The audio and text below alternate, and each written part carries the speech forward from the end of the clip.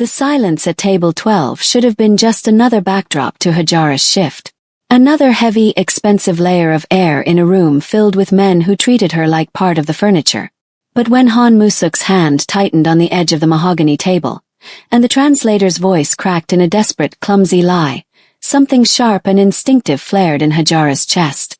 She had seen men like the one sitting across from Musuk before. Men whose smiles didn't reach their eyes, men waiting for a reason to draw blood. That is not what he said.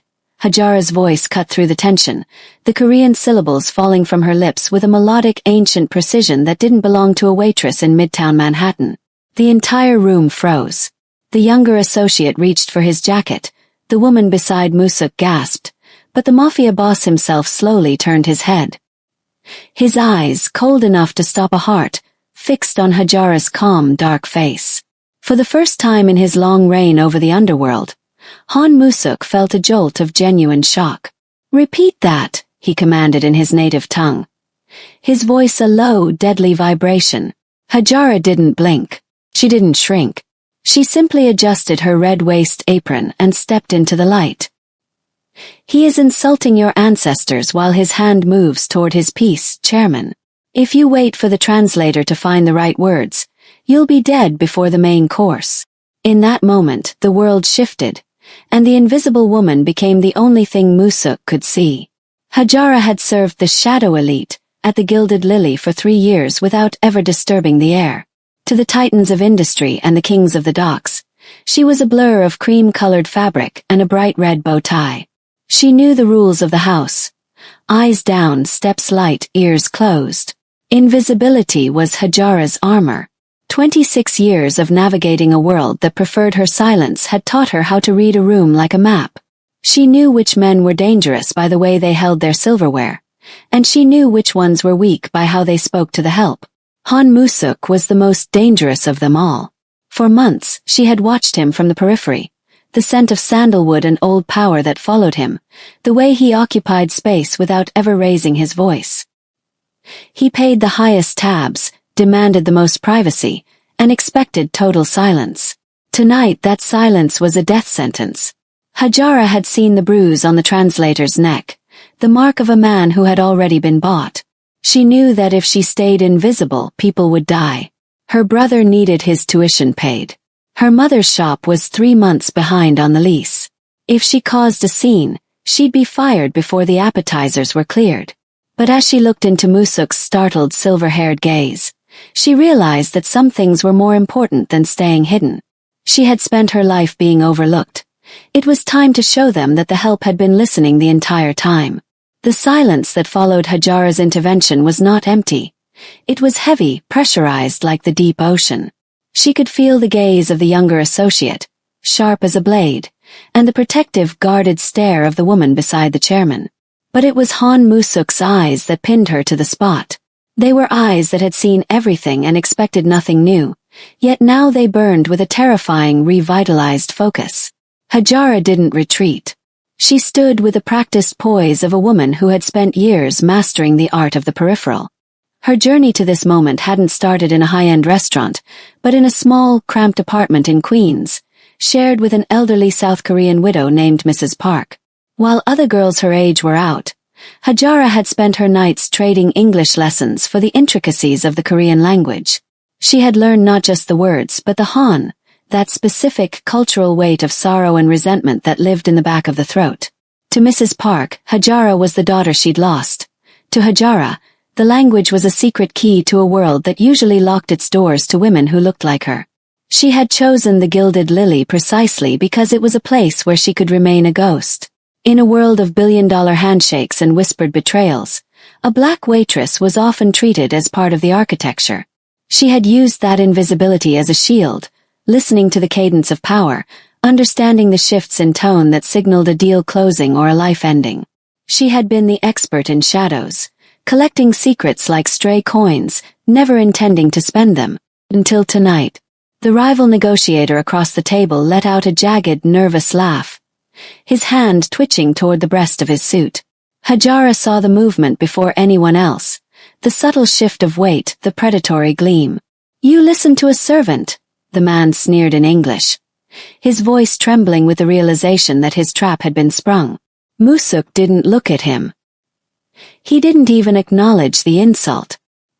His focus remained entirely on Hajara, tracing the unmistakably intentional line of her red bow tie and the calm intelligence in her dark eyes. He saw the way she leaned forward, not in submission, but in a stance of quiet, commanding bravery. "In my world," Musuk said, his voice a low grate of gravel in Korean, "those who see what others miss are the only ones worth listening to." He gave a nearly imperceptible nod to the younger man beside him. Within seconds, the room erupted into a controlled, silent efficiency as the associates moved to neutralize the threat. Through it all, Hajara remained still, her breath even. She had finally disturbed the air, and as Musuk's hand relaxed on the mahogany, she knew the shadows would never hide her again. The aftermath of the confrontation was a masterclass in lethal efficiency. Within minutes, the disruptors had been ushered out into the New York night, and the restaurant staff, spurred by a frantic manager, had reset the table as if blood had never been an inch away from the white linen. But Han Musuk did not return to his meal. He remained seated, his silver hair catching the amber glow of the chandelier, his attention anchored solely on the woman in the red bow tie. "The kitchen is closed for the evening," Musuk said, though it wasn't a question directed at the staff. It was a command. When the room finally emptied of everyone but his most trusted associates and Hajara, he gestured to the chair directly across from him. "Sit." Hajara hesitated for a heartbeat, her fingers brushing the hem of her apron. "I have side work to finish, Chairman." "The side work can wait. My curiosity cannot." His voice was no longer the roar of a Mafia boss, but the low, sandpaper rasp of a man who had finally found a puzzle he couldn't solve. "You spoke a dialect of Gyeongsang that even my own translator struggles to mimic. You didn't just learn that from a book, Hajara Okoye. Who are you?" Hajara sat, her posture as intentional as it had been while serving the wine. She realized then that the invisibility she had cherished was gone, burned away by the heat of his gaze. "I am a woman who pays attention, Chairman. In my neighborhood, if you don't listen to the subtext, you don't survive the night." She leaned forward slightly, matching his intensity. "I've served you for 7 months. I know you prefer your tea at 80 degrees, not boiling. I know you only take calls from your daughter on the terrace. And I know that when you rub your left temple, the person speaking to you has exactly 30 seconds to change the subject before you lose interest." A flicker of something, not quite a smile but a deep, resonant respect, crossed Musuk's face.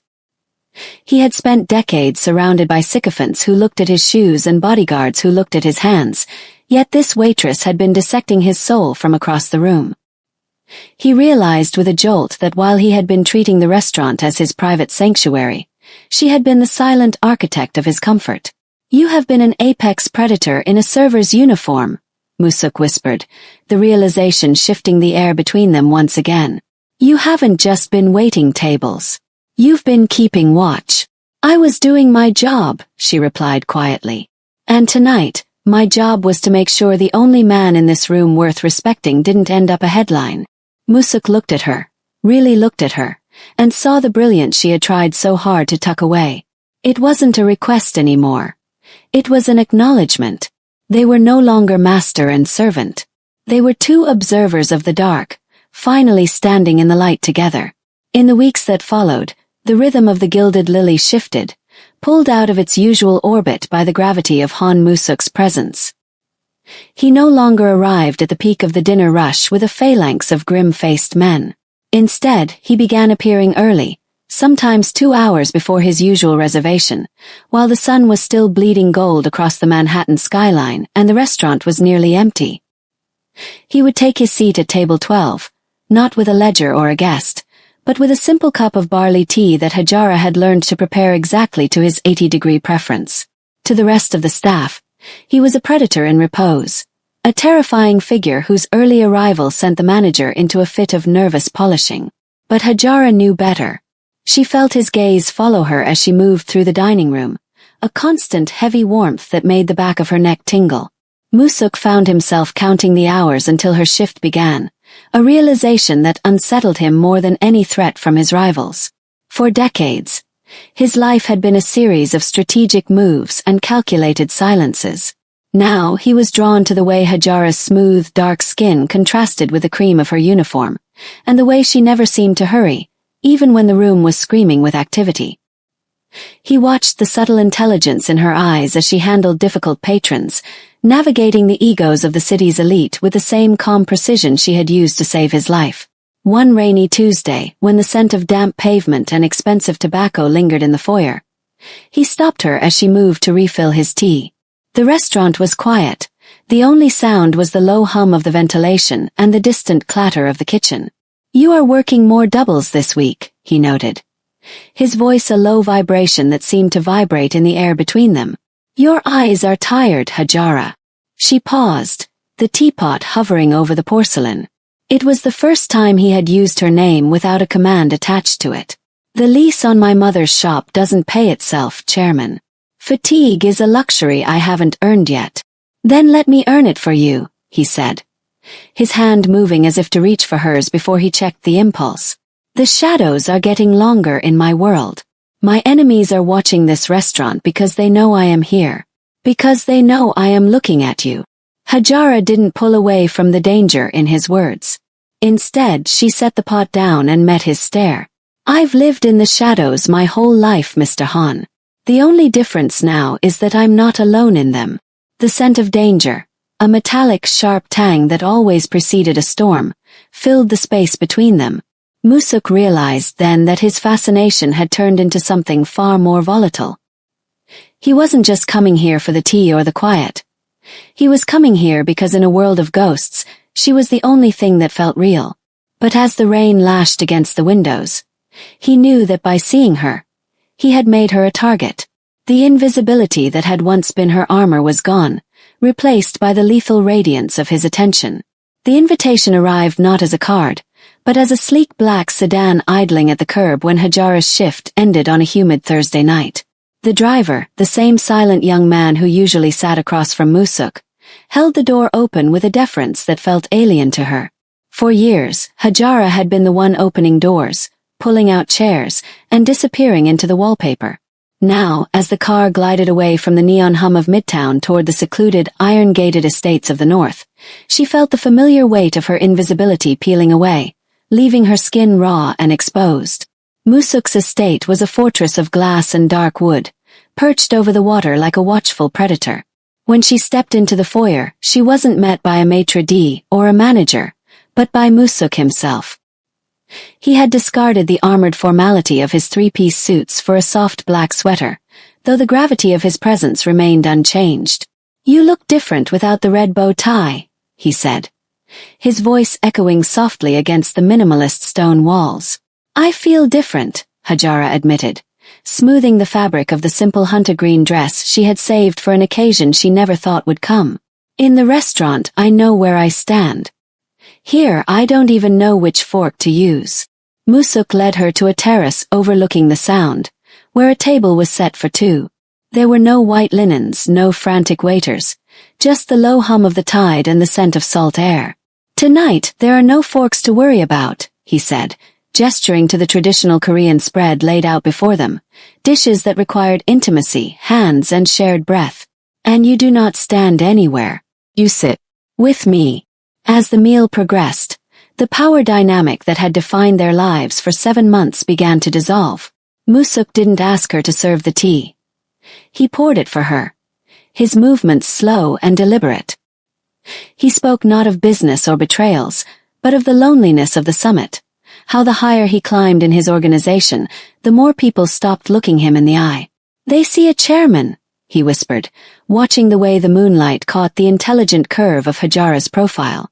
"They see a bank account or a threat. You are the only one who saw the man who was tired of the silence." Hajara reached out, her fingers hovering just inches from his on the table. For the first time, she wasn't observing him for survival. She was seeing him with the clarity of an equal. "Being a guest is harder than being a waitress," she murmured. "There's nowhere to hide when someone is truly looking back at you." Musuk closed the distance, his hand covering hers. His palm was calloused and warm, a stark contrast to the cold world he ruled. In that moment, the shadow elite and the invisible staff ceased to exist. There was only a man and a woman, standing on the edge of a dangerous precipice, finally allowing themselves to be found. The peace of the terrace was shattered not by a sound, but by the sudden rigid tension in Musuk's frame. A phone vibrated on the stone table, the low hum sounding like a hornet in the stillness. He didn't have to answer it. The way his jaw tightened told Hajara everything. The man who had been pouring tea with such tenderness vanished, replaced by the ghost she had served for 7 months, the one who moved with the lethal grace of a predator. "Stay inside," he said, his voice dropping into that terrifying, gravelly register. But Hajara had spent a lifetime watching the shadows. She didn't need an invitation to see the threat. From the edge of the terrace, she saw the headlights of 3 SUVs cutting through the mist of the driveway. These weren't the polished vehicles of Musuk's fleet. They moved with a jagged, aggressive rhythm. A man stepped out of the lead car, Park Ji-hoon, a name Hajara had heard whispered in the back corners of the restaurant. He was a relic from Musuk's past, a man who believed that power was only valid if it was soaked in blood. He didn't come to negotiate. He came to reclaim what he believed Musuk had made soft. "You've grown distracted, Chairman." Ji-hoon's voice carried up the stone walls, dripping with a mock formality that made Hajara's skin crawl. "I heard you were spending your nights with the help. I had to see for myself what was worth compromising an empire for." Hajara stood behind the glass door, her heart hammering against her ribs like a trapped bird. She watched Musuk step to the edge of the balcony, his silhouette tall and unyielding against the moonlight. There was no fear in him, only a cold, focused radiation of violence. It was a language she had spent her life trying to ignore, but as she watched the men below draw their weapons, she realized she was no longer an observer. By stepping into his light, she had inherited his darkness. "You came to my home, Ji-hoon," Musuk said, the words falling like lead weights. "That is a mistake you won't live to regret." The air turned electric, heavy with the scent of ozone and impending rain. In the chaos that followed, the shout of orders, the flash of steel, Hajara felt the weight of her choice. She had wanted to be seen, but visibility came with a price. Men like Musuk didn't just live in the world. They fought for every inch of it. She wasn't just a guest anymore, and she wasn't just a waitress. She was the one vulnerability a king couldn't afford to have, and as the first shot echoed across the water, she realized she was now irrevocably involved. The morning after the violence at the estate, the sun rose over a city that felt fundamentally different to Hajara. The rules she had lived by for 26 years, move quietly, eyes down, leave no trace, were now as broken as the glass on Musuk's terrace. For the first time in her life, being invisible was no longer an option. By intervening in a war of kings, she had inadvertently painted a target on her back that no amount of shadow could hide. The safety she had meticulously built vanished in a heartbeat. When she arrived at her mother's shop, she found 2 men in charcoal suits, Musuk's associates, standing guard at the entrance. Their presence was meant to be protective, but to the neighborhood, they were a flashing neon sign of trouble. Before she could even step inside, her phone buzzed with a call from a restricted number. It wasn't Musuk. It was a detective from the precinct, his voice clipped and suspicious, asking why a waitress from the Gilded Lily had been seen fleeing a high-end crime scene in the middle of the night. Hajara felt the walls closing in. She was being hunted by 2 very different monsters. The law, which saw her as a witness to be used, and the Mafia, which saw her as a liability to be erased. Park Ji-hoon's men were already scouring the streets, questioning her neighbors and showing her picture to local vendors. The quiet, dignified life she had carved out for herself and her family was being shredded by the gravity of Musuk's world. She spent the afternoon in the back of the shop, her hands trembling as she tried to tally the month's expenses. Every time the bell above the door chimed, her heart jumped into her throat. She realized that she had made a terrible mistake in thinking she could handle the weight of Musuk's attention. She had wanted to be seen, but she hadn't realized that once you are visible to a man like him, you are visible to every predator in his orbit. By sunset, The restaurant manager had called to tell her she was indefinitely suspended until the police investigation cleared. The one place where she had felt in control was now barred to her. As she watched the blue and red lights of a patrol car cruise slowly past the window, Hajara understood the true cost of her bravery. She had traded her peace for a seat at a table where the only thing on the menu was survival. The expert in shadows was gone, replaced by a woman who was suddenly, terrifyingly, the center of everyone's search. The black sedan appeared again at midnight, but this time it didn't feel like an invitation to a different world. It felt like a cage. Hajara stood in the doorway of her mother's shop, watching Musuk emerge from the back seat. He looked tired, the sharp lines of his tailored suit slightly rumpled, but his eyes held a desperate, burning clarity. Behind him, the street was unnaturally still, held in place by the silent men who stood on every corner of the block like human chess pieces.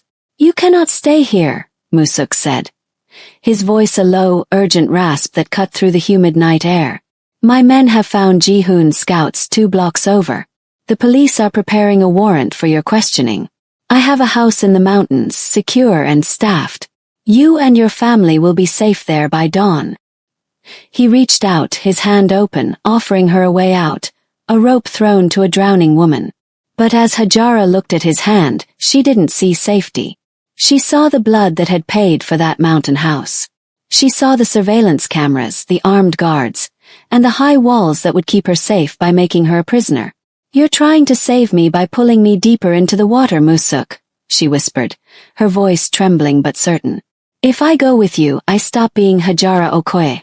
I become a ghost again, just a different kind. I'll be the woman hidden in a basement while men like Ji-hoon burn down everything I love just to get to you. It is the only way to keep you alive."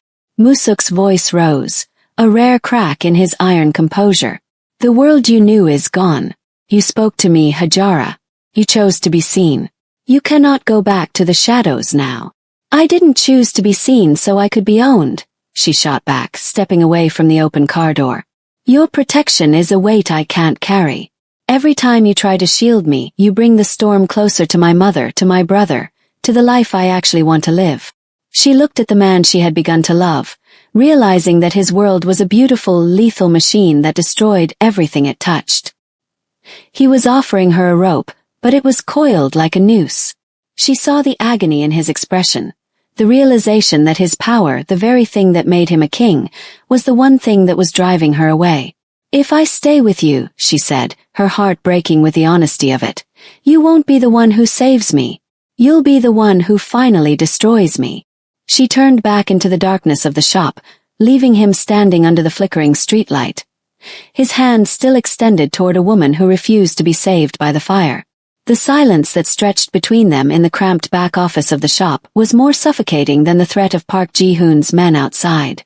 Musuk had dismissed his guards to the perimeter, standing alone amidst the crates of stock and the scent of dried hibiscus.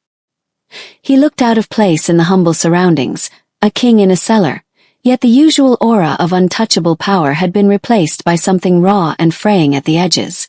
"You're right," he said, his voice barely a whisper, devoid of its usual command. "My world is a machine. It's a fortress I built so I would never have to feel the ground shake beneath my feet. I thought that by making you a part of it, I was giving you the greatest gift I possessed: safety." He took a step toward her, not with the predatory grace of the chairman, but with the heavy, uncertain gait of a man who had lost his way. "But I've spent 40 years being safe, Hajara.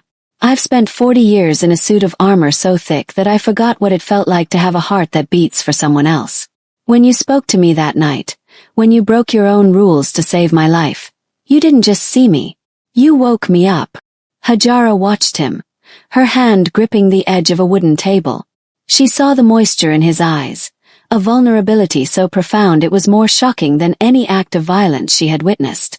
"I am a man of the shadows," he continued, his hands trembling slightly as he reached out, not to grab her but to offer himself. "And the shadows are lonely. I would rather walk beside you into the light, even if it means I am exposed.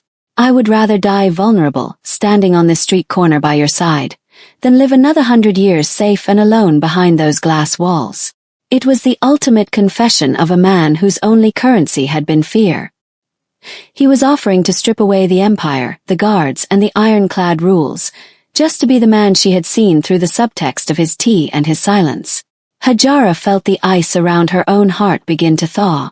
She had been so afraid of being destroyed by his world that she hadn't realized he was willing to let it burn to the ground for her. In the dim light of the shop, the gap between the Mafia boss and the waitress finally closed. She saw the strength in his vulnerability, a courage far greater than the kind used to order executions.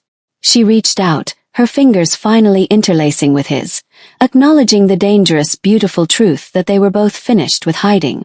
For the first time, the rope wasn't a noose. It was a lifeline held by both ends. 5 years later, the morning sun over the Hudson River didn't signal a day of hiding, but a life of radiant ownership. Hajara sat at the head of a conference table in a glass-walled office that overlooked the very streets where she had once moved like a ghost. She was no longer wearing a cream-colored shirt and a red waist apron. Today, she wore a tailored silk suit the color of midnight, her hair styled in an elegant crown that mirrored her newfound authority. The transition had been a storm of its own making.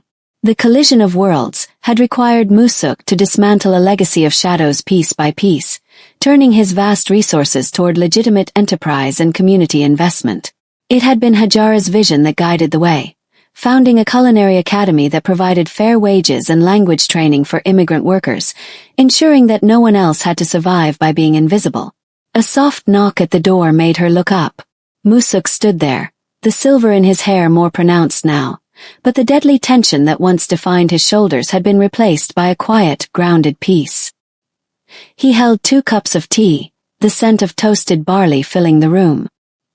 He didn't wait for her to serve him. He walked across the plush carpet and placed her cup before her, his hand lingering on her shoulder.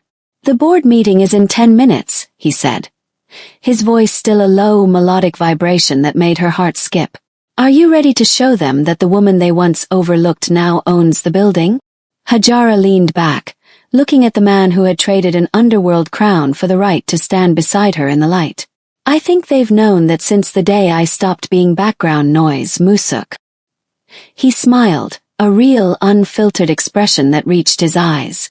"Sometimes I still find myself counting the hours until you come home.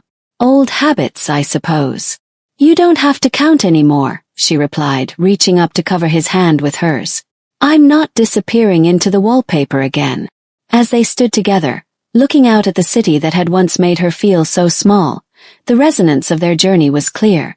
They had survived the language of violence to find a dialect of their own, one built on respect, shared power, and the rare gift of being known. Hajara Okoye was no longer the expert in shadows. She was the architect of a new reality. In a world that had tried to keep them in separate boxes, they had formed something strong, impossible, and utterly theirs. For the first time in her life, as she looked into the eyes of the man who had seen her before she even saw herself, Hajara felt perfectly, beautifully at home.